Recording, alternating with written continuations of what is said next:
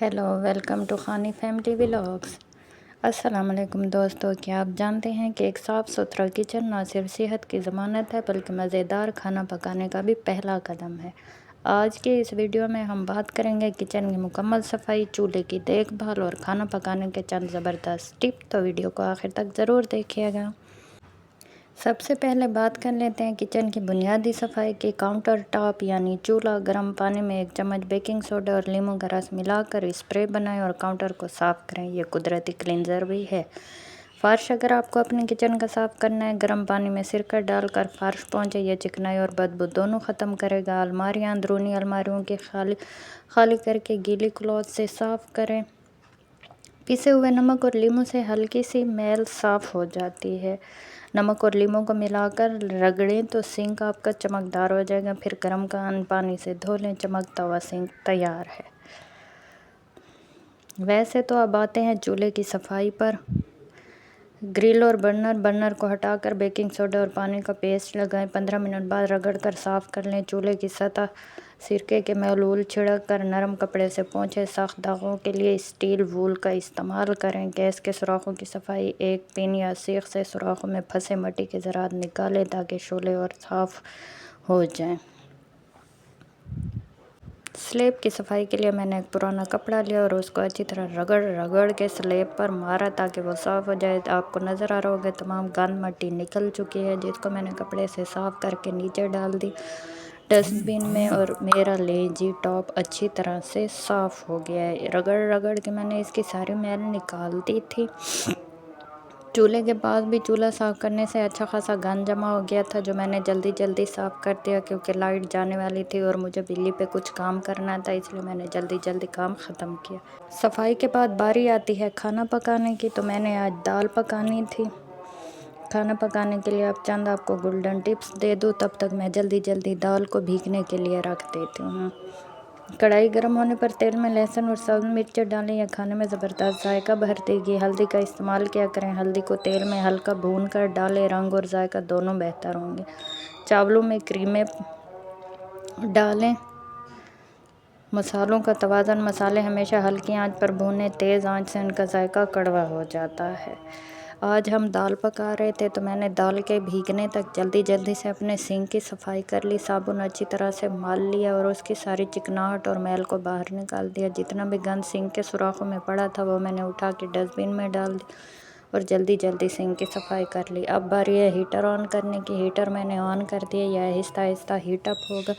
एक डब्बे में मैंने पानी भरा उबलने के लिए, जिसमें मैंने दाल बाद में डाल के उबालनी है।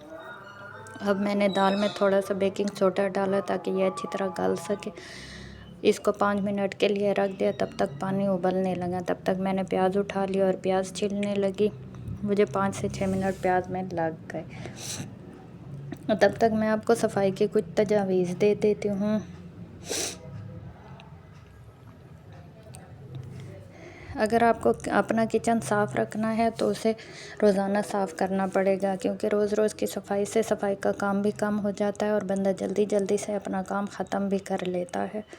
प्याज मैंने छील लिए थे। मैंने गंद उठा के डस्टबिन में डाल दिया और फिर मैंने हाथ धो के वापस आई ताकि मैं प्याज़ों को अच्छी तरह से जल्दी छील लूँ। इनको मैंने जल्दी छीलने के बाद हल्के पीसेस में काट लिया, क्योंकि मैंने दाल बनानी थी और दाल के लिए तड़का भी होता है, इसलिए मैं पहले तड़का बना के मसाला बनाती हूँ और फिर उसमें दाल डालती हूँ। यहाँ मेरा पानी उबलने के करीब था। मैंने उसे नीचे रखा, उसमें भीगी हुई दाल डाल दी और उस गर्म पानी को मैंने वापस चूल्हे पे चढ़ा दिया।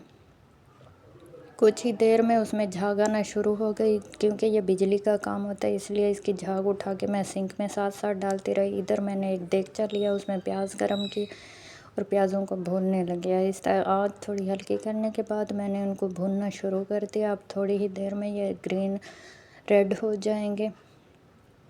यहाँ मैंने अपनी दाल को चेक किया। दाल अभी उबल रही थी, गल रही थी। प्याज मेरे सुर्ख हो गए थे, हल्के ब्राउन हो गए थे। इनमें मैंने नमक, मिर्च और मसाले पहले से ही प्लेट में निकाल रखे थे, जो मैंने इसके अंदर डाल दिए। इसमें सिर्फ हल्दी, मिर्चें और नमक था।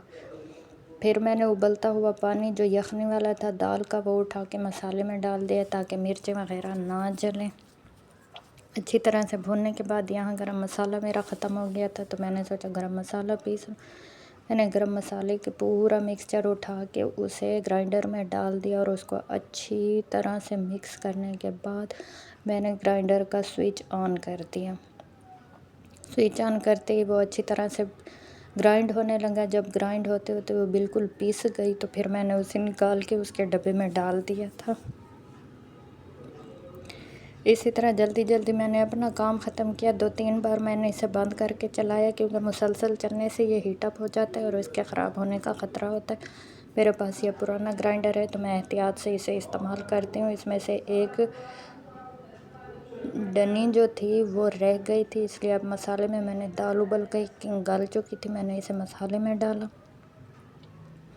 ये देखें जी, ये बिल्कुल गल चुकी है अच्छी तरह से। इसका यखनी समेत मैंने इसे मसाले में डाल दिया और फिर अब मैं इसे उठा के दोबारा हीटर पे चढ़ा दूँगी क्योंकि ये इसे अभी गलने में और पकने में थोड़ा टाइम लगता है। ये चने की दाल है, ये इतनी जल्दी नहीं पकती है, इसे पकने में तकरीबन घंटा डेढ़ लग जाता है। अब ये यहाँ पे हल्का सा उबलने लगी है। इसमें मिर्चें धो के मैंने डाल दी हैं ताकि मिर्चों का जायका इसमें बना रहे।